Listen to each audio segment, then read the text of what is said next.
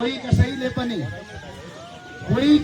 पनि आज हिजोसम्म म के थिए रापरबाको मान्छे थिए, आजबाट सबैको साझा मान्छे भएन। जुम्ला जिल्लाको इतिहासमा 2015 सालदेखि अहिले 2082 साल पुग्दासम्म कोही व्यक्ति दोहोरो पटक जुम्ली जनताले अनुमोदन गरेका थिएनन्। पहिलो पटक गरिदिनु भयो, यसलाई धेरै धेरै धन्यवाद। म अहिले भन्न चाहन्छु, अभिमत जसले दिनुभयो, जसले मलाई चुनावमा भोट हालेर सघाउनु भयो, जसले भोट नहालेर बाहिरबाट भोट हाल्दै भन्नुभयो र कसैले सामाजिक सञ्जालमा भिडियो बनाएर प्रचार गरिदिनु भयो र जसले मलाई भोट हाल्नु भएन उहाँहरूलाई पनि धेरै धेरै धन्यवाद र जुम्ले र जुम्ली जनता।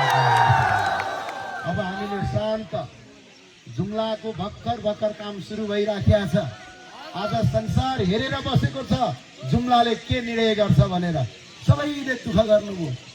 कति युवा साथीहरूले चिन्जान थिएन, कोही केही थिएन, गाउँ गाउँमा गएर सबै दाजुभाइ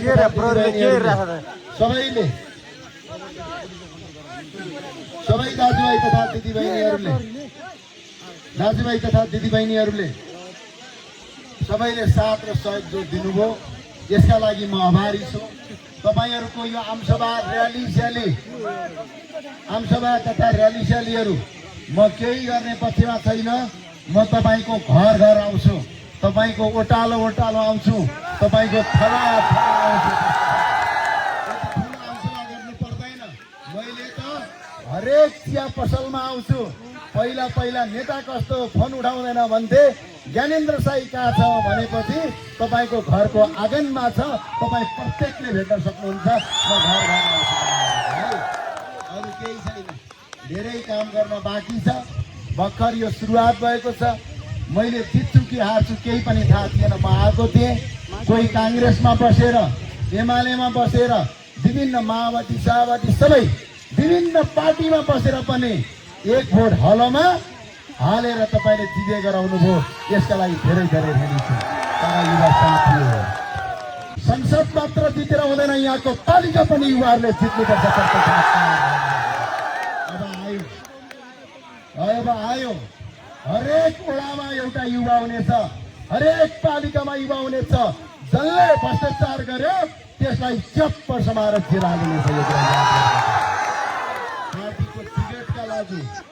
पार्टीको टिकटका लागि काठमाडौँका नेतालाई रिझाउनका लागि 1.5 महिना काठमाडौँमा गएर आडे पढ्ने दिन गए।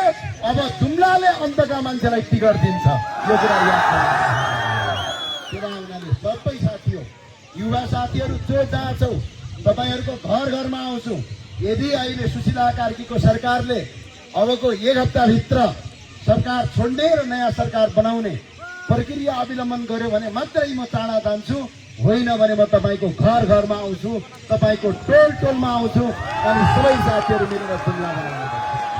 हामीलाई पार्टीभन्दा माथि उठेर, दलभन्दा माथि उठेर, जातभन्दा माथि उठेर, धर्मभन्दा माथि उठेर हाम्रो एउटा मात्रै जात सत्य हो नेपाली, एउटा मात्रै देश सत्य हो नेपाल। त्यसका लागि